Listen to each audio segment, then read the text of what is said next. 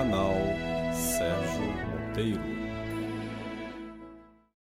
Amado Deus, te agradecemos por conceder a oportunidade de estudarmos e conhecermos a tua vontade para a nossa vida. Nos instrua através das verdades contidas nesse vídeo e abençoa a cada amigo que nos acompanha nesta mensagem. Rogamos em nome do Eterno. Amém. Olá, meus amigos, minhas amigas, sejam muito bem-vindos ao canal do pastor Sérgio Monteiro. É esse homem de Deus aqui, vulgo Gepeto, viu quem tá com o bonezinho hoje aqui? É um prazer estar com vocês todos, meus netinhos. Hoje nós vamos ter o prazer de responder várias perguntas para você aqui no canal Toraba Mishpará.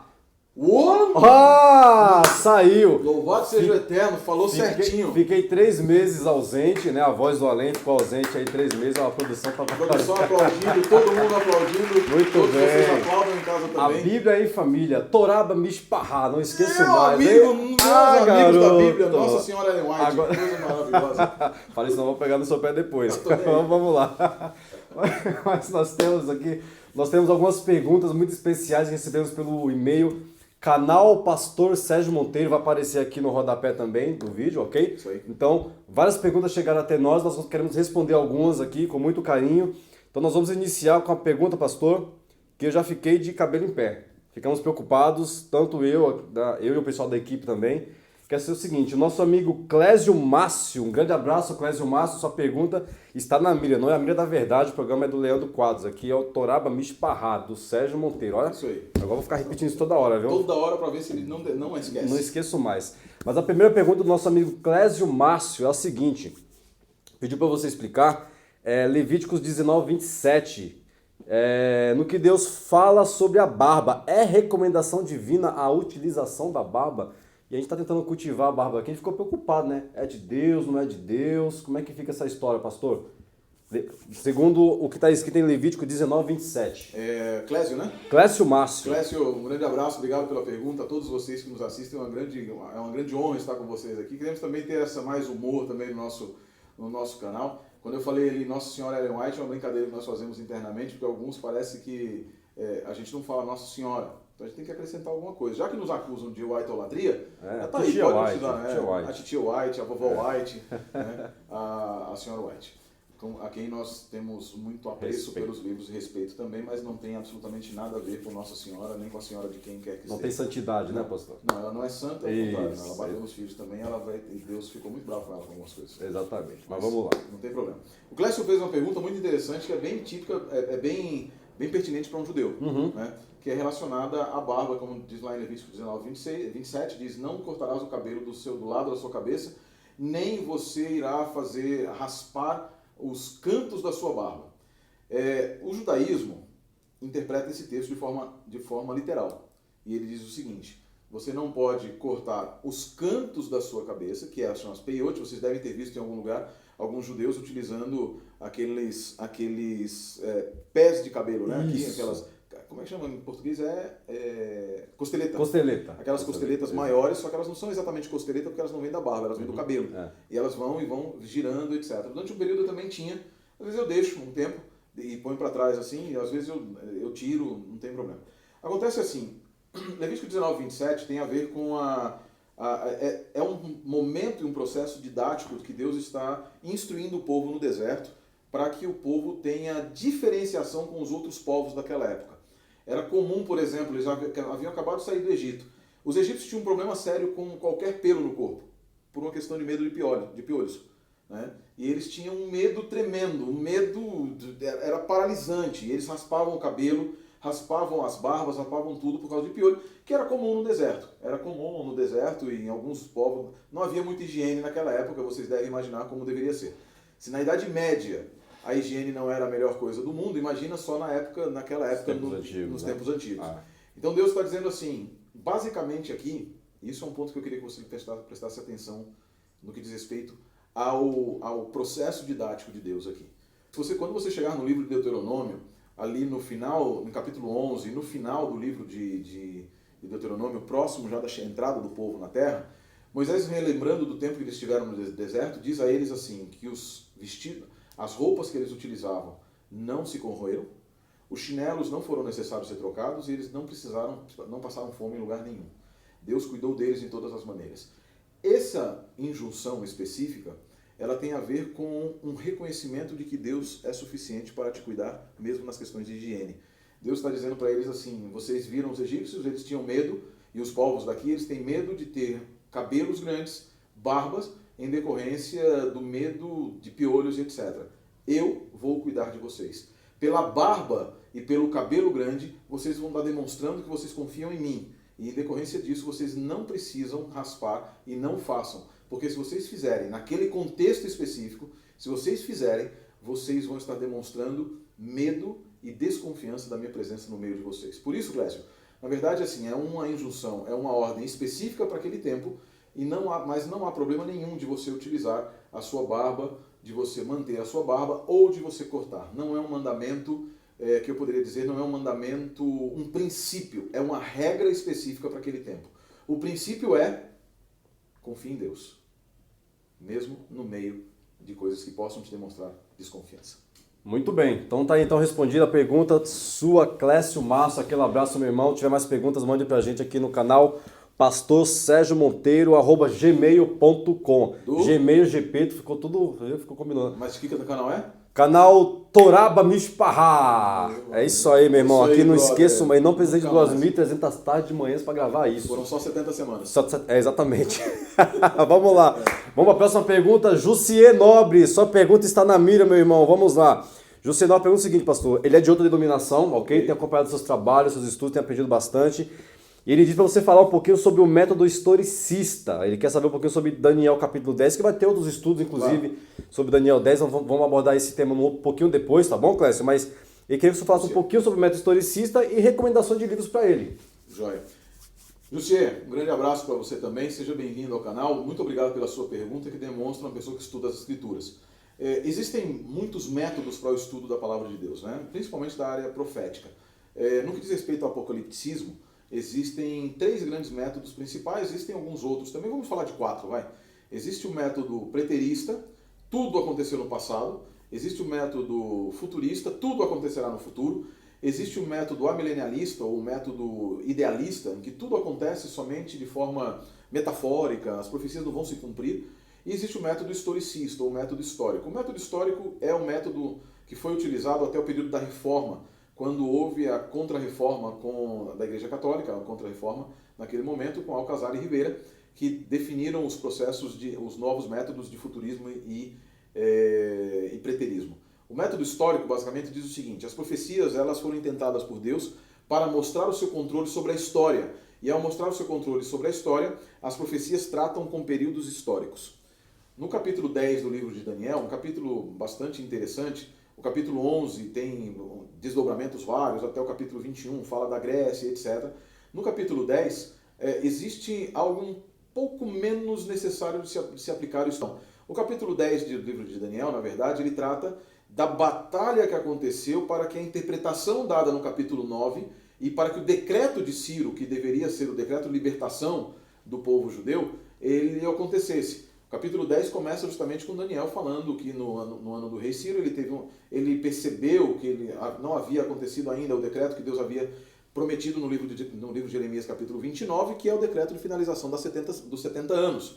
Se você considerar ali o período, Daniel está falando do ano 535, que é o segundo ano de Ciro na Babilônia.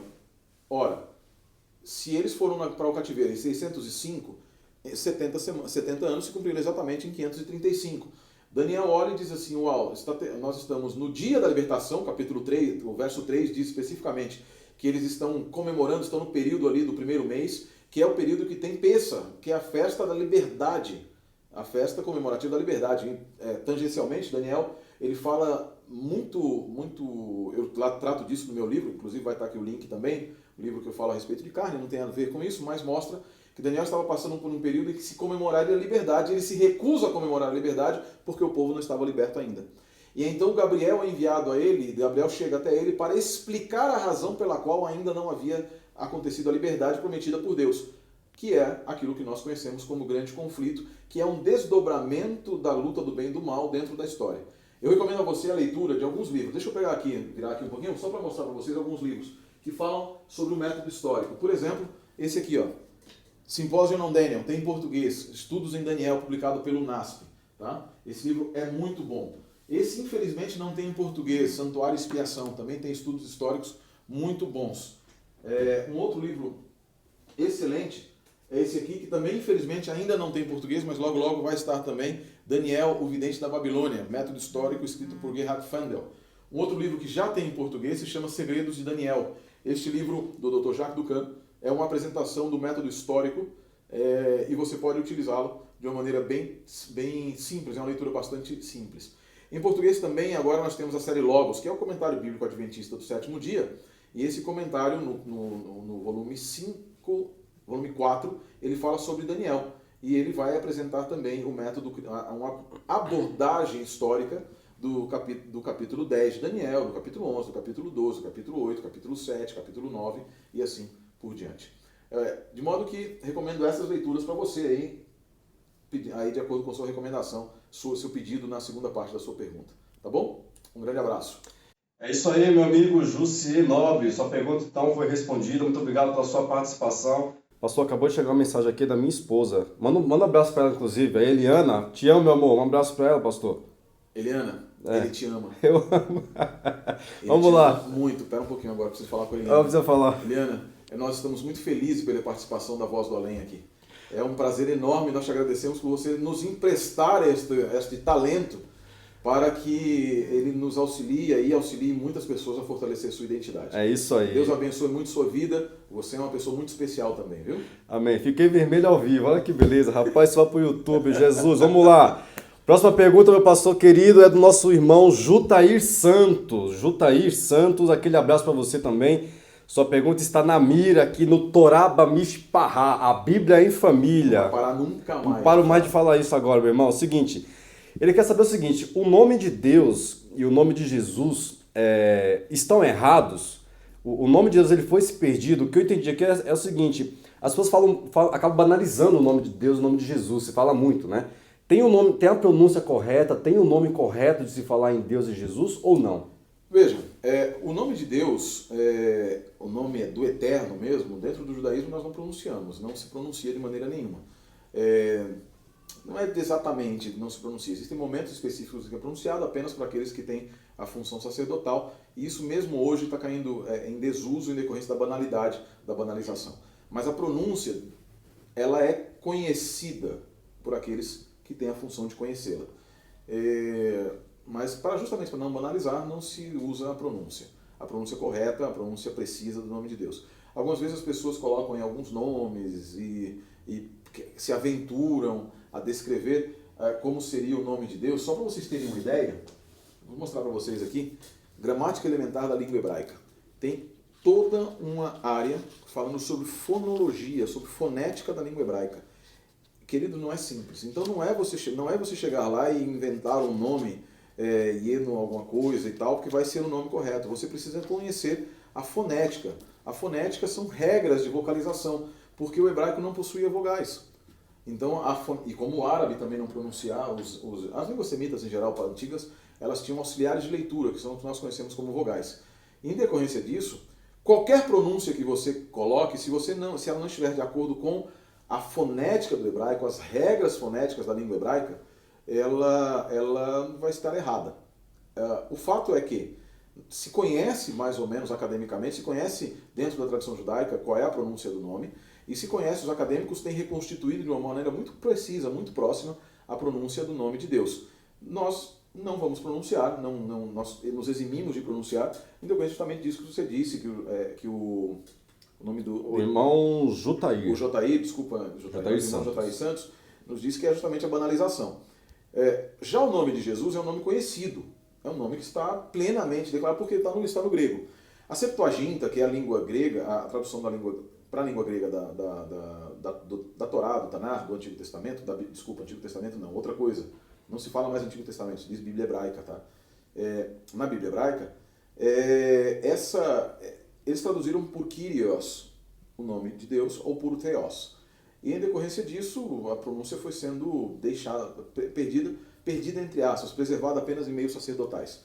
Já o nome de Jesus, não. O nome de Jesus, ele é plenamente conhecido, tanto da Septuaginta como Jesus, Yehoshua, que era o nome de Josué, como no aramaico Yeshua, e preservado também na tradição posterior rabínica, como Yeshua, ou Yeshu, no Toledot Yeshua, e em alguns outros lugares. Então, assim, o nome de Jesus não é Yahushua, o nome de Jesus não é... Nós sabemos qual é a pronúncia do nome de Jesus em decorrência da pronúncia das regras fonéticas da língua hebraica. Da língua hebraica. Teonômicos, que alguns dizem, não, então o nome de Jesus teria que ser Yah, porque aparece Yah lá no texto, em alguns lugares. Lembre-se, o texto hebraico não possuía vogais.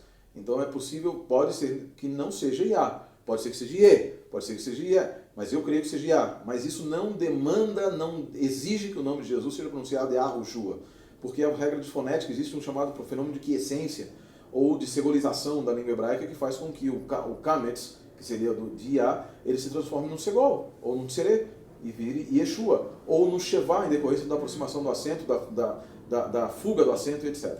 Eu não vou ficar discorrendo sobre fonética em língua hebraica, senão vai ficar chato demais. Mas veja só, o fato é que nós sabemos qual é a pronúncia do nome de Jesus. E o nome de Jesus é Jesus.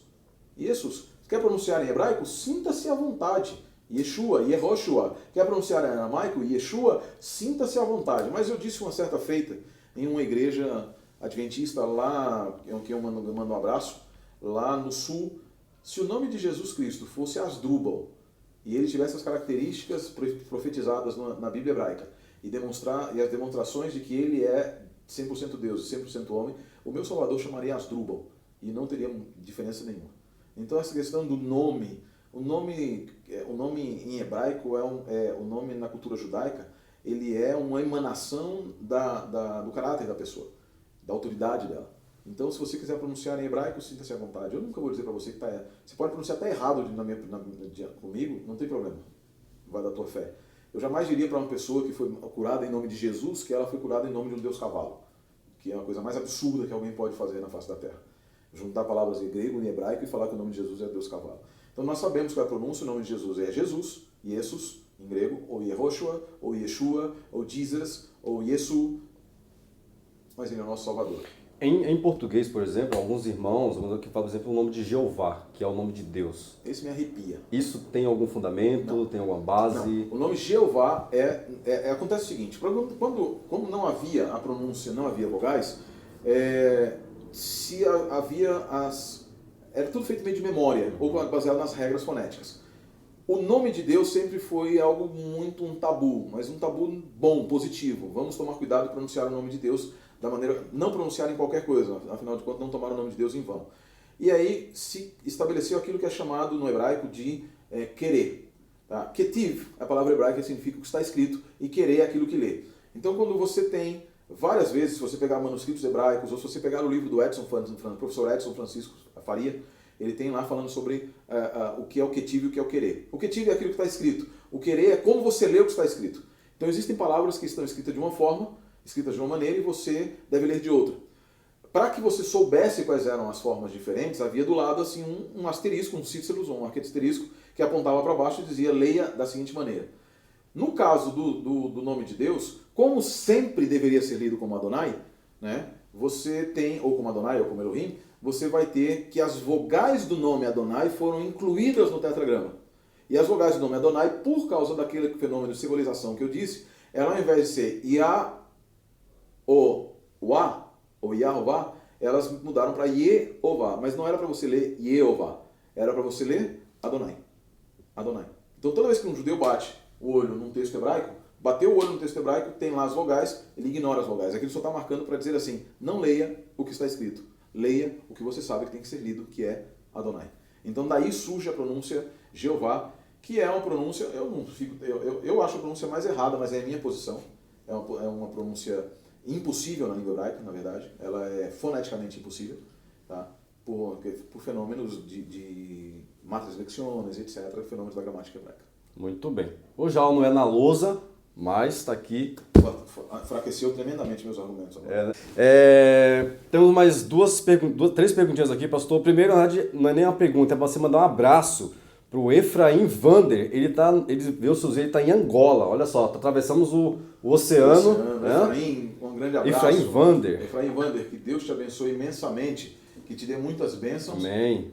E que te dê bênçãos completas e sempre aí neste país maravilhoso que é Angola. Exatamente. Aqui no Brasil nós temos uma igreja africana e eu tenho muitos amigos angolanos e eles já me disseram, pastor, e tem o Melodia, um grande abraço para você, ele diz assim, pastor, você tem que ir pregar na igreja lá, tem que ir lá na África pregar, e conversamos horas e horas a fio. Quem sabe um dia estamos aí para comungarmos juntos com o nosso Deus. É um povo maravilhoso. Maravilhoso mesmo. Próxima pergunta, pastor, vai ser do Júnior Rodrigues. Júnior Rodrigues, a sua pergunta vai entrar na mira do Sérgio Monteiro, ok? Nosso amigo querido Gepeto, que está aqui do meu lado. Só que antes de entrar na mira, canal Pastor Sérgio Monteiro. Se você tem curiosidade, sugestões, perguntas, dúvidas, ou quer xingar não é válido não. Mas se tiver perguntas e quiser aprender muito mais, mande seu e-mail para canalpastorsergiomonteiro@gmail.com e no próximo vídeo pode estar aqui na mira para ser respondido então a sua perguntinha. E pastor, já vamos dar um furo já de reportagem, pode dizer assim, né?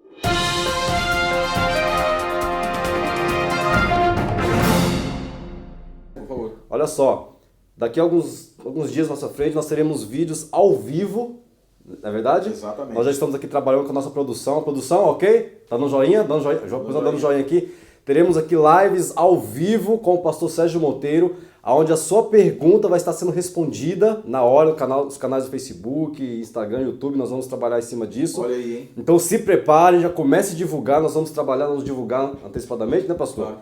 Então muito em breve, Sérgio Monteiro, ao vivo, respondendo a sua pergunta, se prepare, muito em breve. Eu já sei algumas pessoas que vão entrar lá para fazer perguntas sobre mortalidade da alma. Opa, eu já sei quem é, um abraço para você, viu? Você está assistindo, eu sei quem é. Aquele abraço, vamos lá. O Júnior Rodrigues, pastor, fez várias perguntas, Tá bom? Vamos tentar aqui sintetizar algumas, mas ele começa querendo saber, tirar algumas dúvidas sobre o judaísmo, tá bom?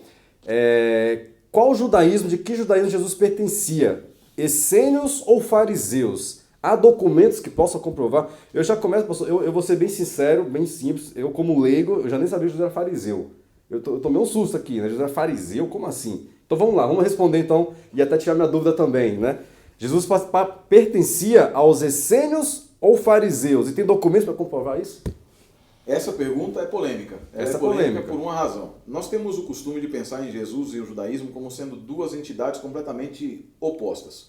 Jesus Cristo veio para destruir o judaísmo e aí como veio para mostrar que estava tudo errado e estabelecer uma nova religião chamada cristianismo. Em decorrência disso, é impossível se pensar de Jesus como sendo um judeu. Acontece que a chamada nova perspectiva do cristianismo, ou nova perspectiva de Jesus, inaugurada por Ed Sanders, James Dedan, N.T. Wright, nos chamou para deixarmos de olhar a Bíblia através da perspectiva luterana, da perspectiva da Idade Média, e perguntarmos ao texto bíblico o que efetivamente ele quer nos dizer, considerando que o Novo Testamento é uma literatura judaica. O Novo Testamento não é uma literatura cristã, é uma literatura judaica. Ele é uma literatura escrita por judeus para judeus no contexto judaico. Apenas um dos autores do Novo Testamento não é judeu, que era Lucas. Todos os outros são judeus. Perceba, então nós já começamos aí a ter que nos despir de certos preconceitos.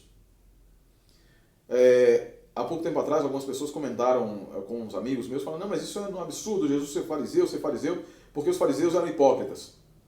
Os fariseus eram, muitos deles sim. Mas o Tratado de Yomá, que é do Tratado do Talmud, que eu sei que muitas pessoas têm curiosidade sobre o que é o Talmud, o Tratado de Yomá, que é um dos tratados do Talmud, ele elenca 7 tipos de fariseus diferentes. Os dois últimos, os dois chamados tementes a Deus e misericordiosos. Eram aqueles que Jesus fala no Sermão da Montanha, por exemplo. Muitas pessoas falam assim, mas Jesus não podia ser fariseu porque os fariseus viviam questionando Jesus. Há um dito judaico que diz, há 2 ditos judaicos, um deles, na verdade, não é mesmo judaico, é um dito meu, que diz assim, Shnei Yehudim Shalosh Devarim, onde existem 2 judeus, existem 3 opiniões. Em decorrência disso, você pode ter 2 judeus que estão almoçando juntos e frequentam a mesma yeshiva, que é uma universidade, a mesma sinagoga e discordarem 100% de todas as coisas. Era assim com Hillel e Shammai. Era assim com Akiva e com os rabinos que haviam naquela época, inclusive discípulos de Akiva também. Há um outro dito que diz o seguinte, o rabino que não é questionado não é um bom rabino. Jesus, quando ele lá em Lucas, quando ele vai lavar os pés dos discípulos, ali em Lucas 21, se não me engano, se não me falha a memória, Lucas 21, 22, ele diz assim, vocês me chamam de Senhor e Mestre, Mestre é a palavra hebraica rabi. Vocês me chamam de rabi. O termo rabi é um termo muito caro para os judeus, isso desde aquela época. Não é dado a qualquer pessoa, a não ser com aqueles que são efetivamente reconhecidos pelo grupo. Um fariseu jamais chamaria alguém de rabino se ele não fosse um rabino fariseu. E é por isso que você vai ver Natanael chamando Jesus de rabino, de rabi. Você vai ver os próprios discípulos que eram educados pelos fariseus chamando Jesus de rabino. E aí tem um trecho muito interessante da Bíblia, eu vou abrir aqui no meu Bible Works, porque é um trecho muito interessante lá do livro de João, do Evangelho de João, capítulo 1, ali a partir do verso 20, eu vou ler para vocês aqui, e ele é um trecho muito interessante que diz o seguinte, olha só, para contextualizar, você vai encontrar o seguinte, perguntaram para João Batista se era o Messias, etc., ali a partir do verso 21 e tal. Verso 20 diz assim, ele confessou e não negou, mas declarou francamente, eu não sou o Cristo. Quem é que estava interrogando? Sacerdotes e levitas para interrogarem. Quem és tu? Ele confessou e não negou, mas declarou francamente, eu não sou o Cristo. E questionaram, quem és então?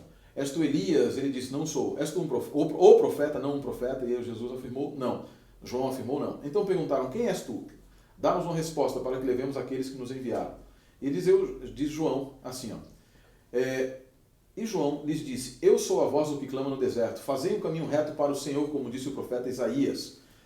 Verso 24 diz, ora, os que haviam sido enviados faziam parte de quem? Dos fariseus. Dos fariseus. E perguntaram-lhe esses que estavam ali, então por que batiza se não és o Cristo, nem Elias, nem o profeta?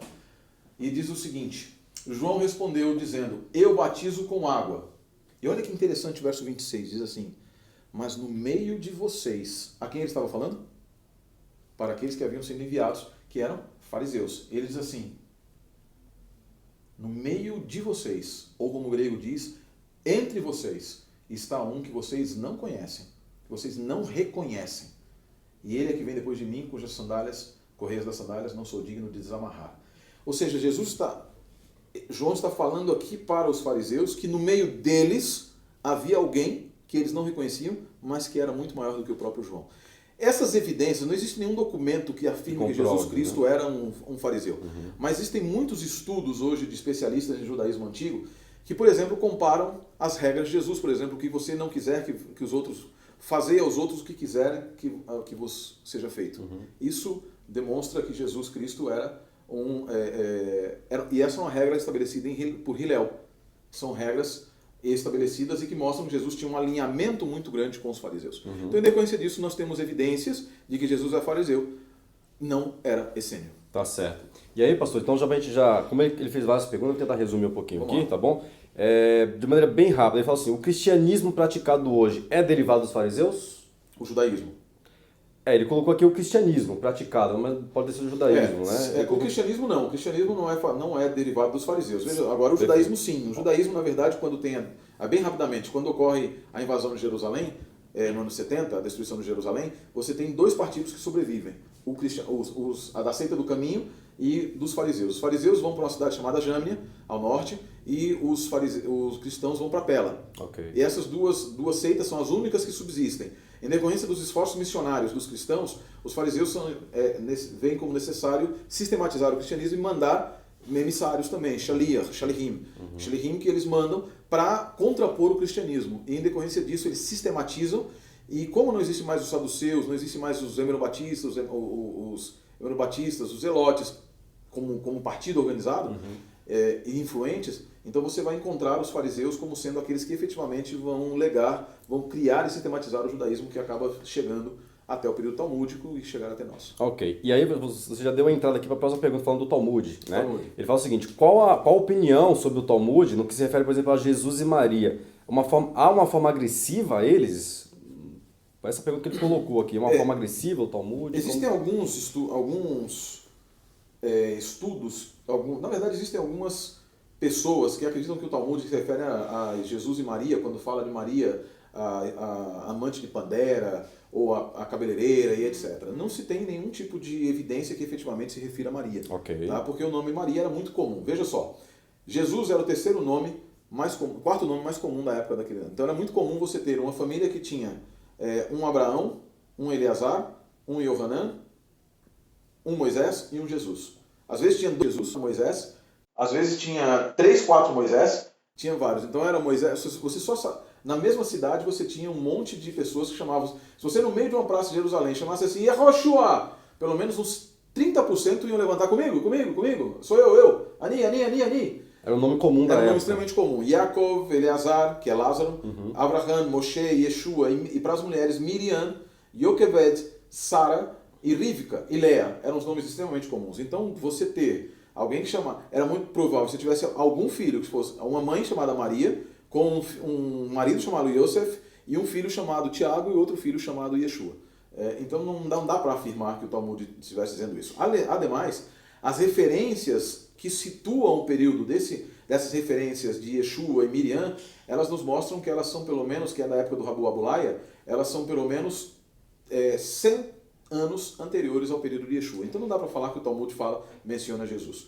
Mesmo o Toldot de Yeshua, que é uma literatura polêmica, ela não necessariamente está se referindo a Yeshua, a Jesus, o Jesus do Novo Testamento. Misturam várias teorias, várias ideias, várias figuras que podem ter existido em vários períodos, mas não necessariamente Yeshua do Novo Testamento. Tá bom. Pastor, uma perguntinha. Você é judeu, certo? Sou. Convicto? Adventista convicto. É isso aí. Você como judeu, você gosta de praia? Eu gosto muito de praia. Ok, então vamos lá. A perguntinha do nosso amigo Júnior Rodrigues aqui, ele fala o seguinte: por que judeus não usam shorts e maiô na praia? Algum texto? Não tem nenhum texto, na verdade. Não tem nenhum texto, mas perceba o seguinte, o judaísmo é muito literalista. Né? O judaísmo é bastante literalista. Isso não é ruim, isso é bom em certos aspectos. Eles são legalistas, e não é o legalismo ruim.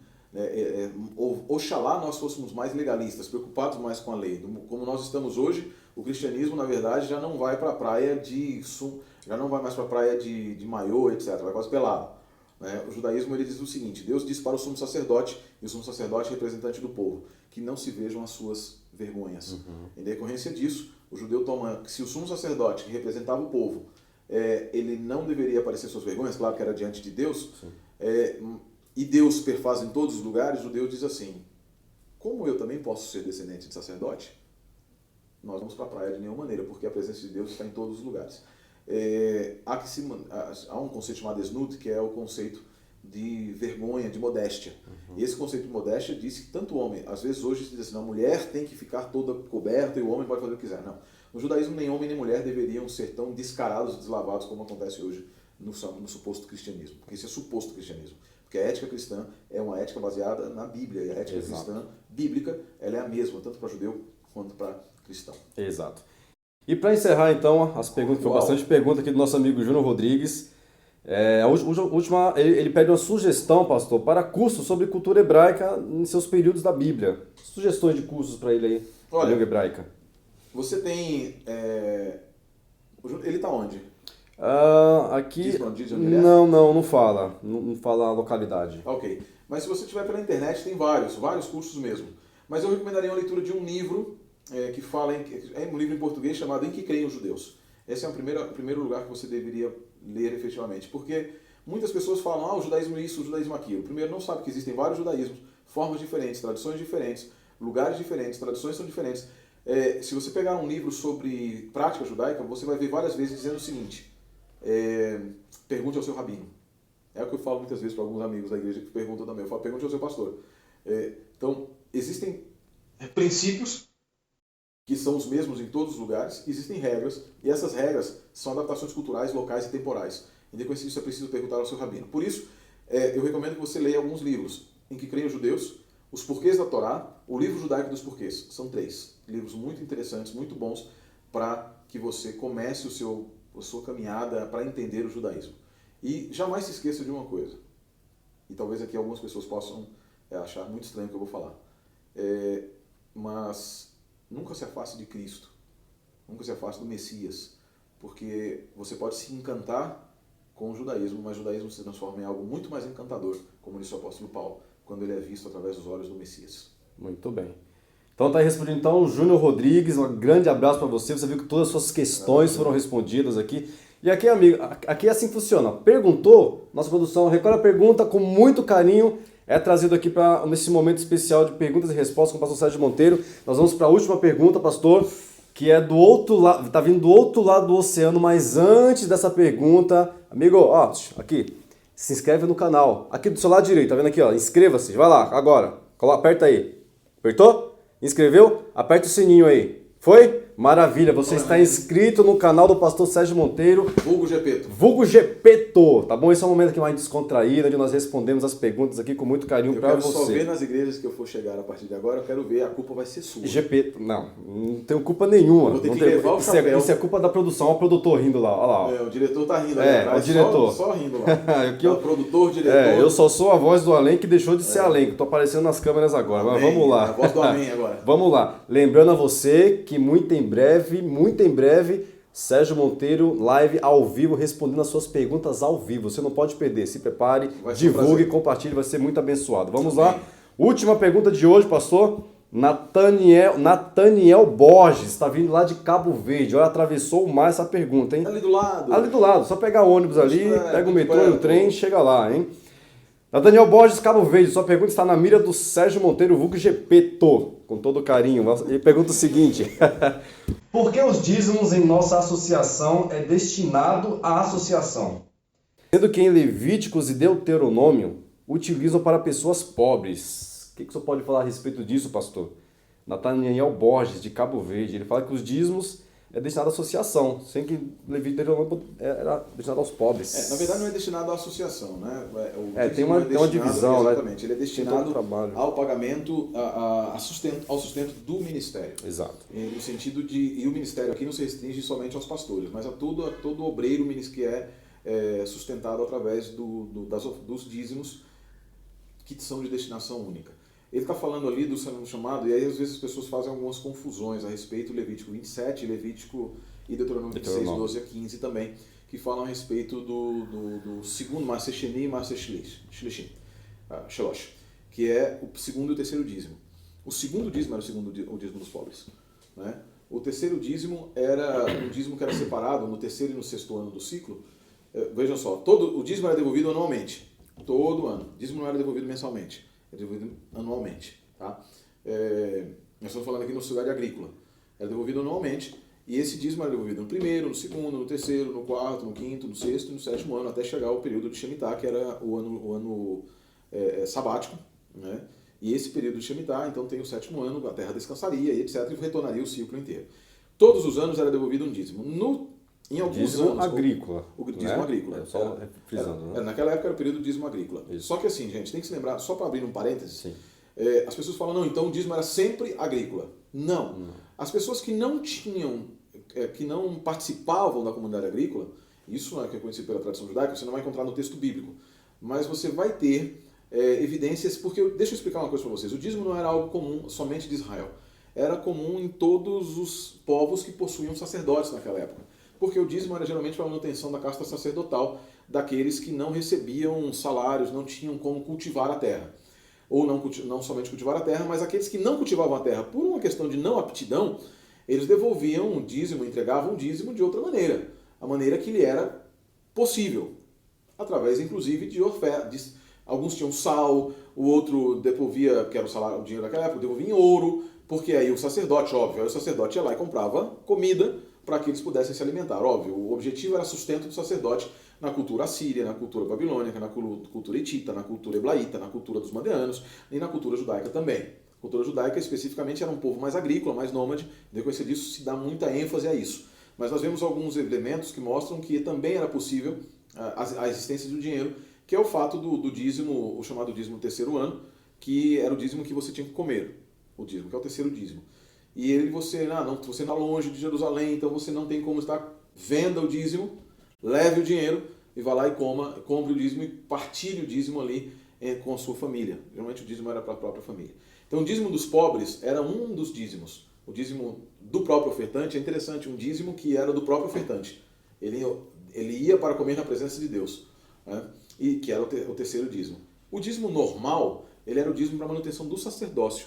Ele era para a manutenção do sacerdócio. Ele era levado para a casa do tesouro, nesse sentido, utilizando a expressão de Malaquias 3, e ele era levado para lá, e ali ele era depositado para sustentar para alimentar os levitas, os sacerdotes e o sumo sacerdote também. Então, assim, a Igreja Adventista do Sétimo Dia, ela não copia o sistema de dízimos da Bíblia hebraica. Ela se baseia nesse sistema de dízimos. E em que ela está baseada? Na obrigação de que cada membro do povo de Deus participe do sustento daqueles que abdicaram do seu próprio trabalho, de outro trabalho, para pregar o Evangelho. Afinal de contas, Paulo disse, aquele que prega o Evangelho, viva do Evangelho. Então, é uma obrigação e um privilégio. Em decorrência disso, os dízimos são 100% dedicados para a pregação do Evangelho. Tudo aquilo que é, e aí talvez haja um erro também até de compreensão. Quando a gente fala de pagamento de ministros, pagamento de obreiros, nós restringimos a uma parte, porque tudo aquilo que é para a pregação do Evangelho, ele é passível de ser utilizado do dízimo. Graças ao bom Deus, graças à generosidade daqueles que reconhecem as bênçãos de Deus e devolvem a Deus, não apenas nos dízimos, mas nas ofertas, o dízimo fica geralmente para pagamento dos obreiros da igreja. E esses obreiros, você pode pensar que é muito, não é não. Ninguém vive milionário na igreja adventista, nenhum pastor é milionário na igreja adventista, você não vai ver nenhum pastor ganhando com milhões com helicópteros, com aviões, com etc. Todos recebem um teto, existe um teto, existem as ajudas, porque diante de Deus somos todos iguais, independente se você é presidente de uma associação, presidente de uma união, presidente de visão ou um pastor lá em Rondônia, como o pastor Eber, como o pastor Marlon também. Aqui eu mando um grande abraço. Então é por isso que vão para a associação. E aí existe um outro aspecto, que é um aspecto mais prático. É muito mais simples administrativamente que você centralize para depois distribuir. Porque você imagina, nós não somos uma igreja congregacional. Claro, numa igreja congregacional tudo fica na igreja local e aí faz-se a distribuição conforme você quer. E há um aspecto muito importante que as pessoas precisam entender. Numa igreja congregacional, há uma possibilidade maior de que o dízimo seja desviado. Sim. Numa igreja que você centraliza, você tem possibilidade de auditoria e a possibilidade de que haja mais transparência. Veja só, a igreja, e pouca gente sabe, mas na prática da igreja adventista, diz o seguinte, parentes do pastor, esposa, filhos, até mesmo às vezes cunhado, irmão, etc., não pode ser tesoureiro da igreja, não pode ser secretário da igreja. Principalmente tesoureiro. Em outras palavras, ele não pode lidar com dinheiro, porque fica muito poder centralizado. O dízimo geralmente é assim, o que nós recebemos é simplesmente um relatório. Vem um relatório que a tesouraria passa para o pastor, e esse relatório que a tesouraria passa, ele é do pastor, mas também é de todos os membros. E você vai ver aí nós vamos colocar aí para você uma apresentação que nos mostra a distribuição do dízimo. É uma apresentação pública, tá? Você pode acessar, existe um portal da Igreja Adventista que você acessa e lá tem a tesouraria. Ele é aberto para qualquer pessoa, adventista ou não adventista. Algumas pessoas fizeram um péssimo uso desse portal há um tempo atrás, atacando a ADRA e etc. Pessoas de um caráter muito duvidoso, porque a ADRA é um braço de assistência social e a pessoa que ataca um braço de assistência social é porque não tem muito... Uma agência de ajuda social. Né? Exatamente. A pessoa não tem muito o que fazer na vida. Né? Mas, assim, falando do dízimo especificamente, então não fica na associação para que a associação o utilize. Sim. E não é bem assim que fica na associação. Vocês podem pesquisar lá, mas assim, a associação fica com uma parte, 10% é remetido para a união, que é remetido para a divisão, que é remetido para a conferência geral. E aí esse paga os obreiros de todos os campos. Em outras palavras, a igreja no mundo inteiro participa da manutenção da igreja no mundo inteiro. E esses recursos retornam para escolas, retornam para pagar obreiros na escola, para pagar manutenção de obreiros no evangelismo em todos os campos. Então nós temos campos ricos, como a divisão norte-americana e a própria divisão sul-americana. As divisões são os campos administrativos da igreja adventista, são 7 no mundo. E você tem campos mais pobres que recebem do dízimo que nós entregamos aqui, que você entrega aqui também. Tá bom? Certo. Que Deus abençoe. Muito essa pergunta bem. É muito interessante. Muito bom. Pergunta do Nathaniel Borges, de Cabo Verde. Daniel. Grande abraço, Daniel. Então, sua pergunta foi respondida. Todas essas perguntas, querido amigo, foi feita pelo canal Pastor Sérgio Monteiro, só frisando, tá bom? Canal Pastor Sérgio Monteiro, @gmail.com. Mande também a sua pergunta, a sua dúvida, aquilo que você quer conversar com o Pastor Sérgio Monteiro, e com o maior prazer, né, pastor? Opa! Estaremos aqui para poder colocar ao vivo aqui, colocar para você, tá tirando todas as suas dúvidas aqui nesse canal. Pastor, era isso por hoje, né? Vamos encerrar então por aqui. Lembrando a você então que não se esqueça de se inscrever no canal, aperte aqui ó, do lado direito, tá vendo? Lado direito. Se inscrever, aperte o sininho, ok? Fique ligado então que vai vir mais coisas boas pela frente, né, pastor? Exatamente. E então agradecemos a você que mandou sua pergunta. E acho que é isso, né? Na próxima teremos uma lousa, pode ter certeza. Exatamente. Então aquele abraço para você, Deus abençoe a todos. Não perca então o nosso próximo canal, nosso próximo vídeo aqui na Torá Bamish Pará, a Bíblia e Meus Família. amigos da Bíblia. Fantástico. Que Deus abençoe a todos Abraço. vocês. Shalom Belehitraot.